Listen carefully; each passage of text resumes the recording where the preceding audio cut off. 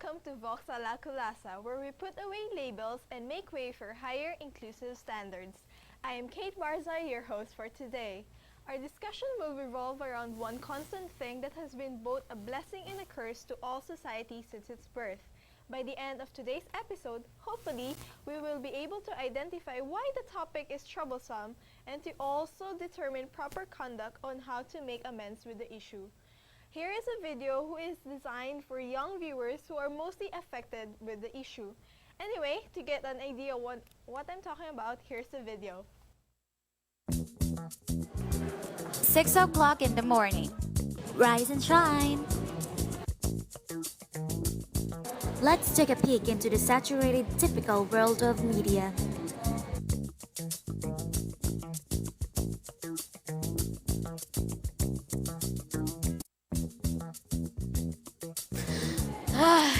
What to do today? Let's turn on the radio. Hey, Chelsea, care to look at the latest news? Or trends? Nah, I'm all set with my flashy laptop. Good morning, babe. Hi, mommy. I want to watch TV. Oh, honey. Can we play PlayStation? No problem. Yay! Woo! Don't play too much though, okay? PS1! Be right back, ladies. Bye-bye! Kisses. No adult around! Woohoo! Game mode on! It's just 9 o'clock in the morning and already they're awash in media messages.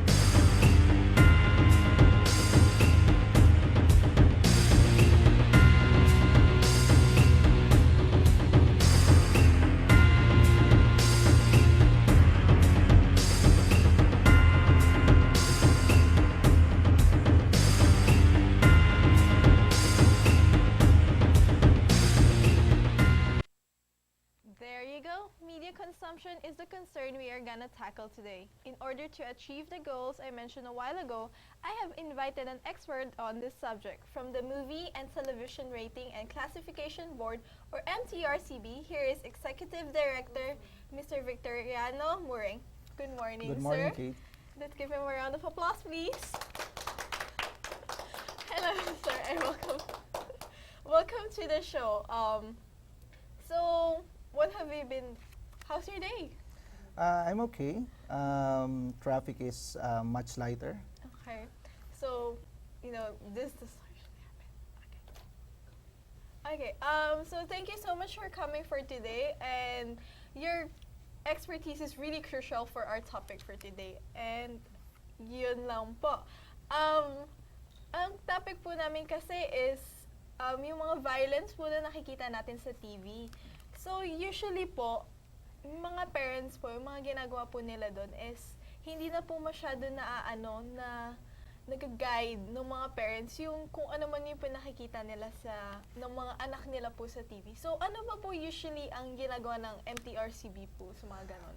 Actually, Kate, we came out with two infomercials, one for TV and one for theaters. Okay, the first one is for TV, and that was produced during the time of former Chairperson Grace Po, now Senator Grace Po, and that was, I think, way back in 2012. So we introduced an improvement, such that before we don't have an SPG rating or striktong patnubay at gabay. Before we only had general patronage and parental guidance.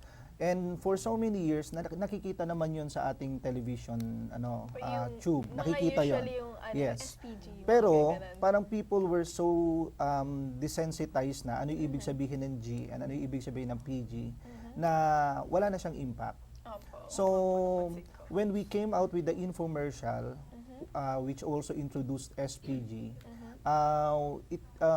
There was an attempt actually to draw distinction. Ano ba yung G? Ano ba yung PG? Ano ba yung SPG? Before kasi,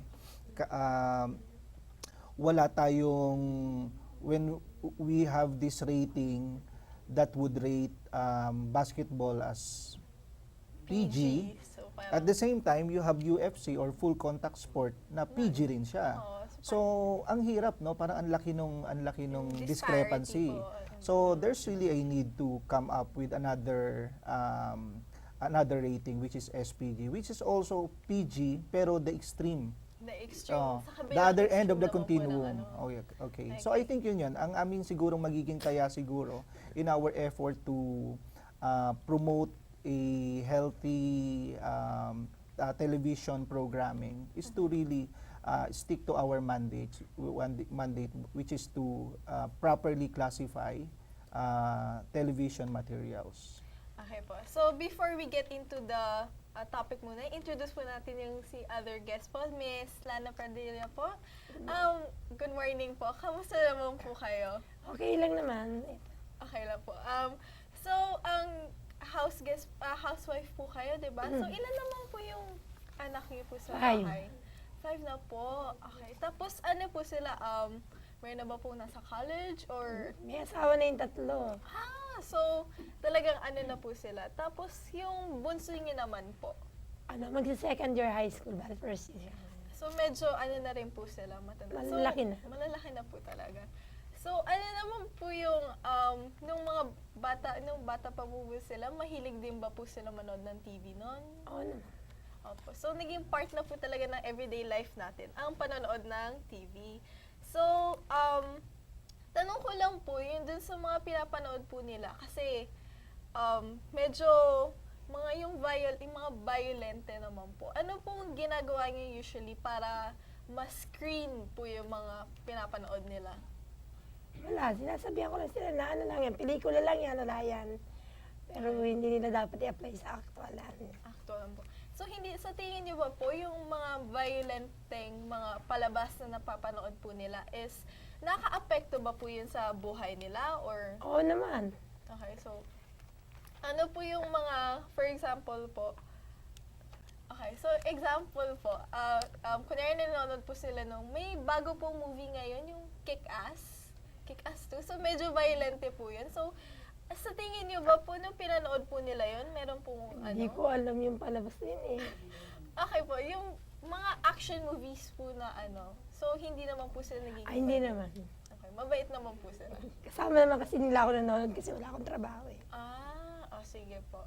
So, Sir, Victoriano po, sa mga ganong klaseng movies po, ano naman po yung medyo mga action type po, tapos yung usually may mga censored, yung may nagpapatay. Sinisensor niya ba po yung mga yon? Parang I wouldn't call it censorship, no? Kasi pag nagpa-review ng isang pelikula, yung isang producer, they are asked to indicate what is their preferred classification. And only after the review process that we tell them whether or not maibibigay namin yung gusto nilang classification rating. Kasi we look at the material and determine the proper rating based on age appropriateness. So it can either merit a rating of G or general audience, PG or parental guidance, R13, R16 or R18. Okay, so actually if I may add, no, we also introduced an improvement on the current movie classification system because before we don't have an R16, no? Kaya lang there are certain film materials na tingin namin malaki yung difference from R13 to R18. Okay. So I was told by some members of the board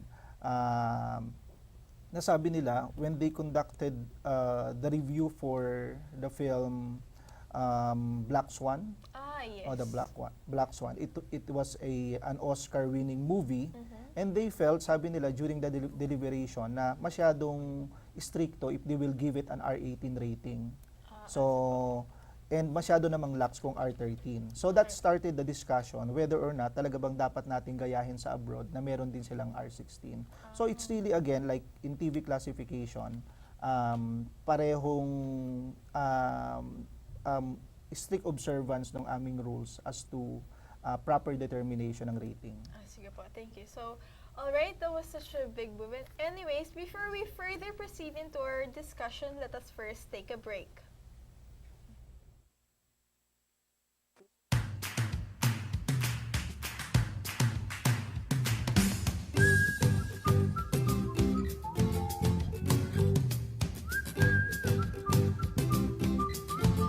Preview.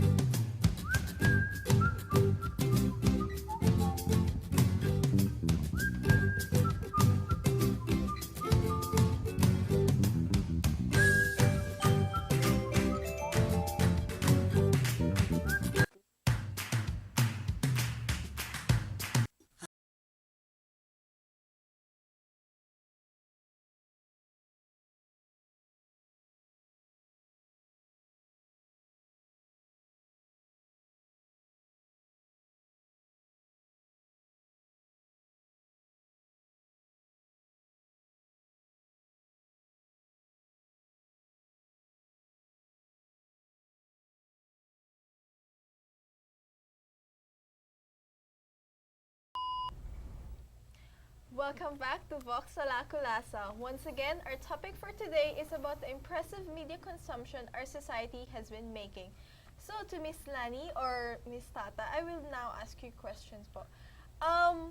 So, ang society na po natin ngayon, more on the internet na po tayo ngayon, di ba? So, tanong ko lang po, yung mga anak niyo po, syempre, nagamit po sila ng internet. Meron ba po kayong guidance na ginagawa po doon?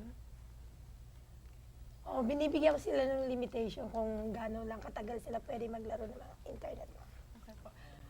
So, kayo naman po, Sir Victoriano po, ano po yung ginagawa po nung MTRCB sa mga internet things po?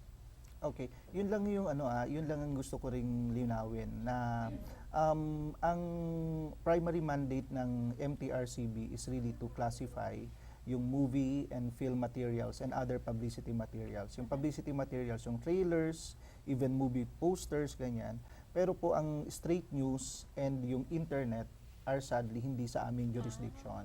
Okay. So, ano lang talaga, unlike in other countries, yung isang ahensya, like in the case of Singapore, yung agency na may jurisdiction sa movie and films, meron din silang jurisdiction sa internet at saka yung sa games. Okay po. Because games tend to be violent these days, di ba? Opo. So, but unlike our case, wala kaming jurisdiction over internet. So, pero ano po yung yung parang, okay. So, there was this news po ako nabasa, there was this 11-year-old na parang was repeatedly stabbed kasi yung friend niya, parang hinak niya yung Facebook po niya nung friend niya. So, parang, meron ba pong ginagawa ang MTRCB on that matter or is it a completely different jurisdiction? Like yung yung social media, wala kasi kaming jurisdiction diyan, Okay no. po. And yun nga, medyo nakakalungkot kasi malaki yung impact malaki yung influence ng media, no, Okay sa psyche ng mga kabataan. Okay. Because personally, I don't believe that a person is born suicidal or murderous. Siguro nakita niya yan sa environment or nakita rin niya sa media. So, Okay po. So, kayo naman po, Miss Lana, meron ba po kayong Facebook or ano? Wala. Wala. So, yung parang anak niyo po, meron Meron. naman po sila. So, parang, ano po yung ginagawa ng mga niyo po? I mean, tinutulungan niyo ba po sila sa Facebook or Hindi ko nga alam yung Facebook na yun eh. so hindi niyo po sila Hindi. napapakialaman doon? Hindi. It's their own thing na po.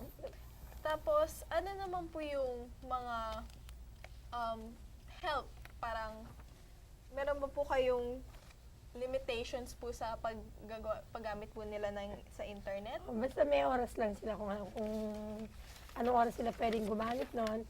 Pero wala kami sariling computer. Okay po. So, is there any, Sir Victoriana po, is there any other movements or action plans that our government is doing aside dun sa matalinong pananood na campaign? Actually, ang focus ngayon is more on how to get the various government agencies to work together, no, to promote yung noble ends. Like in the case of women, we have the Philippine Council for Women, and for children, Council for CWC, Council for Welfare of Children. So, ang ginagawa ng mga iba't ibang ahensya na to, including our agency, is that we partner and collaborate on common advocacies. So, for 2012 and 2013, nagkaroon kami ng Family and Child Summit in 2012 and Family and Child Summit naman last year. So, signatory namin sa isang Memorandum of Agreement yung ibang government agencies and even the TV networks, the film producers. Na ang aim ng MOA na yon is to promote yung positive portrayal ng mga kababaihan, no? Even ng mga bata, at even yung persons with disabilities. Kasi before, when they, yung PWDs, when they are made subject of certain TV materials, either pinagtatawanan sila, no? So, ngayon, mainam na meron ng mga batas talaga na nagpoprotekta sa ating mga iba't ibang sektor. So, collaboration lang between government agencies. Okay po. So, Miss Lani naman po, do you think po yung MTRCB's campaign po is effective naman po dun sa tingin sa mga anak niyo po? Oh, effective naman kasi alam nila kung ano yung mga bagay na dapat nila, mga palabas na dapat nila pinag-upload. So, mas meron na po talagang awareness na po dun sa mga ano. So, kasi po ba, dati po kasi ba, okay lang po sa kanila yung nanonood ng mga ganon or ano? Kasi kasi minsan mayroong mga palabas na bawal sa bata, di ba? Opo. Eh, nung wala pang MTRCB, hindi na kakat down yung mga bawal na palabas. Po. So, sa inyo po, kasi yung sa tingin ko po yung infomercial po was really helpful po in terms of me as a teenager. Kasi before, parang kahit ano na lang po yung pinapanood. So, sa tingin niyo po, as a parent po ba, nakatulong din ba po sa inyo yun sa malalaman kung ano ba po talaga yung dapat na panoorin? Oh, syempre, nakalagay naman ako, katulad niya, SPG, bawal nga rin sa mga bata. Mag-guidance mo na yung mga anak ko na hindi nila pwedeng panoorin yung palabas yun. Okay po. Sa tingin, meron ba po kayo sa tingin niyo po parang pwede pa pong i-improve or may gusto ba po kayong sa tingin mga kukulangan ng ng mga information naman po? So, okay naman po. Okay, so that's it. So, before we leave po, any lasting message po, Sir Victoriano po? Okay, siguro isang mensahe na lang para sa mga magulang at sa ibang kasama sa bahay kasi yung aming classification rating ay para din sa mga nakatatandang kapatid, tapos sa lolo, lola, nakasama sa pamilya, at saka yung mga kasambahay. Okay, so gusto lang po naming iparating sa ating mga manonood, sa mga pamilya, no, na tayo po ang ating idea about security ay tinataasan natin yung ating bakod, no? Naglalagay pa tayo minsan ng security guard sa labas ng bahay, pero minsan meron tayong mga kaaway na nasa loob pala ng bahay na natin. And I'm referring to yung hindi healthy na content ng media. Minsan hindi lang nasa sala, nasa loob pa ng kwarto. So mag-ingat po tayo, maging mapagmatyag at mapaggabay. Okay po. So, thank you nga po ulit sa pagpunta sa ating My show pleasure, na Kate. VOX a la KULASA. Thank you po, Miss Lana. Thank you po, Sir Victoriano. So, alright. Media is definitely such a powerful tool, no doubt about it. The greater an invention, the larger and the heavier the responsibility is. So, that's all for today. I hope all of you were able to pick up new knowledge and words of wisdom from the two of our guests. Thank you once again, Mr. Sir Murray and Mrs. Lani. God bless you both. Thank you to our viewers who once turned in. I'm Kate Barza and this is VOX a la KULASA.